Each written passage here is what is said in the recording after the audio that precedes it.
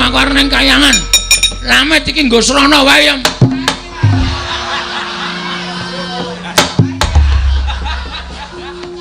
Ora iso munggah ta, Yem?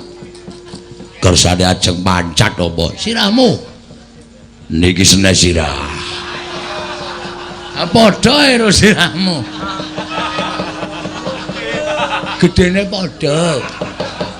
Kuwi iso nek dinahi wik. Sape arek umbul gede apa diserang. Wis ngundha padha. Senengane kok kaya koten ora wis, ora usah. Dewet wis, kene rada dingkluk. Nggih. Ujan. Wah. Kok jero banget ta, Yem? Dalem beliau. 3 meter setengah. Dalem. Pun kebon. Ya, trot, tak susah, trot.